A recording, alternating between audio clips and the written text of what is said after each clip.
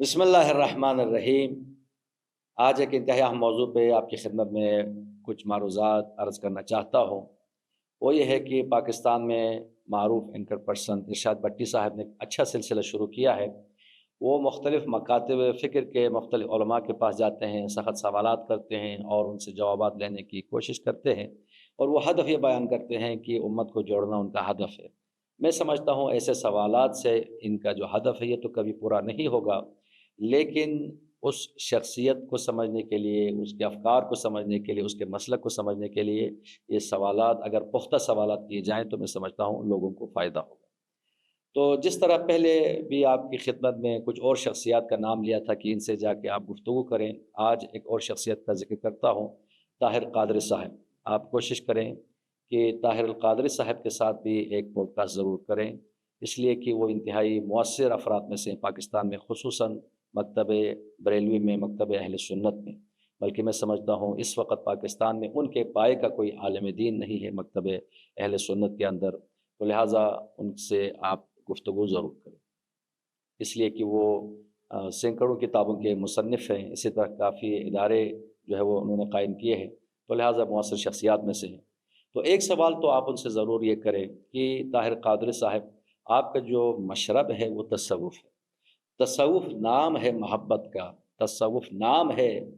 مودت کا، تصوف نام ہے اتحاد کا، امن و سلامتی کا،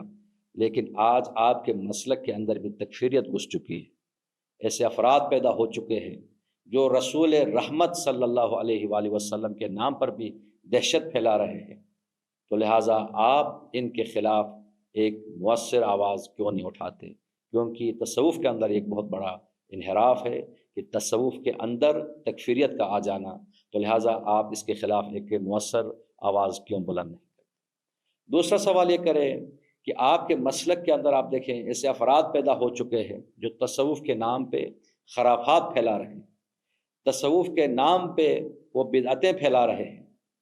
جس طرح سوشل میڈیا پہ آپ دیکھ چکے ہیں ان کی، جس طرح پہلے گفتگو میں ان شخصیت کا بھی میں نے نام بھی لیا اور معروف شخصیات میں سے ہیں، تو لہٰذا ان چیزوں کے خلاف بھی آپ قیام کرنے کے بجائے آپ پاکستان چھوڑ کے ملک سے باہر رہتے ہیں، تو کیا یہ آپ کی ذمہ داری نہیں ہے کہ اپنے مسلک کے افراد کو ان چیزوں سے روکیں، ان کے خلاف آواز بلند کرنا کیا آپ کی ذمہ داری نہیں ہے؟ یہ سوال بھی آپ ان سے ضرور کریں۔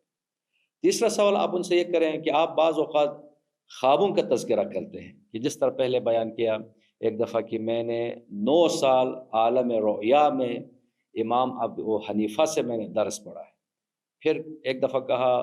کہ 15 سے 20 سال میں نے عالم رؤیا میں امام ابو حنیفہ سے ڈائریکٹلی درس پڑھا ہے۔ اب مجھے تو نہیں پتہ کہ 9 سال پڑھا ہے یا 15 سال یا 20 سال، اور ہم آپ کی تکذیب بھی نہیں کرتے، دیکھیں رؤیا صادقہ کا انکار بھی ہم نہیں کرتے، لیکن اب دیکھیں اگر اس طریقے سے ہم لوگوں کے درمیان ایسی باتیں کرنا شروع کریں تو کیا نوجوانوں کی تربیت کے لیے یہ چیز مضر نہیں ہے؟ تو ہر پیر یہ دعویٰ کرے گا، ایک کہے گا کہ میں نے امام ابو حنیفہ سے درس حاصل کیا ہے، دوسرا اٹھ کے کہے گا کہ میں نے امام احمد بن حنبل سے درس حاصل کیا ہے، تیسرا اٹھ کے کہے گا میں نے امام مالک سے درس حاصل کیا ہے، تو چوتھا کہے گا میں نے امام شافعی سے درس حاصل کیا ہے، بلکہ ایک آ کے یہ بھی دعویٰ کر سکتا ہے میں نے چاروں امام سے میں نے درس حاصل کیا ہے۔ تو لہٰذا دیکھیں یعنی خواب جو ہے وہ کسی کے لیے ہم بیان بھی نہیں کر سکتے، ثابت نہیں کر سکتے، تو لہٰذا ایسے خوابوں کو بیان کرنا کیا درست ہے علمی حوالے سے؟ یہ سوال بھی آپ ان سے ضرور کریں۔ ایک سوال ان سے یہ بھی کریں کہ ان کے مسلک کے بانی احمد رضا بریلوی صاحب کی ایک کتاب ہے فوز المبین علی رد حرکت زمین، کہ اس میں کوئی 120 کے قریب و دلائل وہ ذکر کرتے ہیں کہ زمین متحرک نہیں ہے، زمین ساکن۔ تو دیکھیں سائنس کے بعض چیزیں ہیں وہ مفروضات پر جو ہے مبنی ہے، جس طرح ڈارون کا نظریہ ارتقاء ہے، تو ضروری نہیں ہے کہ ہم ان باتوں کو تسلیم کریں، لیکن کچھ چیزیں ہیں 2+2=4 کی طرح، یعنی اس قدر واضح ہے کوئی عاقل شخص ان کا انکار نہیں کر سکتا۔ اب تو سائنس نے مکمل ثابت کیا ہے، دلائل سے ثابت کیا ہے کہ زمین متحرک ہے، زمین ساکن نہیں ہے۔ تو لہٰذا اس دور میں کیا ان نظریات کا دفاع کرنا، کیا اس سے اسلام کی بدنامی نہیں ہوتی؟ کیا اس سے آپ کے مکتب کی بدنامی نہیں ہوتی؟ اس حوالے سے بھی آپ سوال ان سے ضرور کریں۔ اور آخری سوال جو ہے میں سمجھتا ہوں کہ یہ سوال بھی کرنا ضروری ہے، ان کی کتاب ہے سیف الجلی علی منکر ولایت علی، کہ اس میں وہ ایک نظریہ پیش کرتے ہیں کہ ولایت کی چند قسمیں ہیں، ایک ولایت عمومی ہے، ایک ولایت دینی ہے، ایک ولایت ظاہری ہے، ایک ولایت باطنی ہے۔ بہرحال جو اپنا نظریہ ہے وہ بیان کرنے کے بعد وہ یہ نتیجہ نکالتے ہیں کہ ولایت سیاسی کے لیے یا ولایت ظاہری کے لیے خداوند عالم کے حکم پر پیغمبر اکرم صلی اللہ علیہ وآلہ وسلم نے کسی کو جانشین مقرر نہیں کیا۔ یہ منصب، یہ ولایت رسول خدا نے امت کے لیے چھوڑ دیا، تو امت نے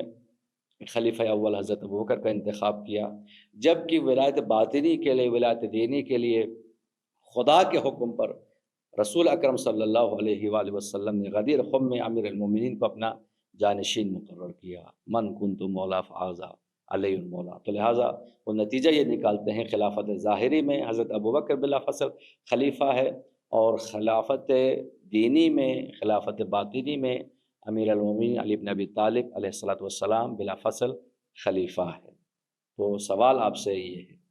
پیغمبر اکرم صلی اللہ علیہ وآلہ وسلم جو ہم سب کے لیے نمونہ عمل ہے، لقد کان لکم فی رسول اللہ اسوۃ حسنہ، پیغمبر اکرم صلی اللہ علیہ وآلہ وسلم کے پاس تو یہ ساری ولایتیں تھیں، ولایت ظاہری بھی، ولایت دنیاوی بھی، ولایت دینی بھی، ولایت ظاہری باطنی بھی، اور پیغمبر نے فرمایا من کنتم مولا فہذا علی المولا، یعنی جس کا میں جیسا مولا اس کا علی ویسا مولا ہے۔ دقیق ترجمہ اس کا یہ بنتا ہے۔ تو پیغمبر اکرم صلی اللہ علیہ وآلہ وسلم نے کب بیان کیا کہ ولایت ظاہری فلان کے لیے ہے اور ولایت باطنی میں امیر المومنین میرا خلیفہ ہے، جانشین ہے؟ تو لہٰذا یہ تفسیر بالرأی ہے، بلکہ اس سے دین اور سیاست کی جدائی بھی نظر آتی ہے۔ ولایت سیاسی کسی اور کے پاس ہے، ولایت دینی کسی اور کے پاس ہے، جس کا رد اقبال نے کیا تھا کہ جلال پادشاہی ہو کہ جمہوری تماشا ہو،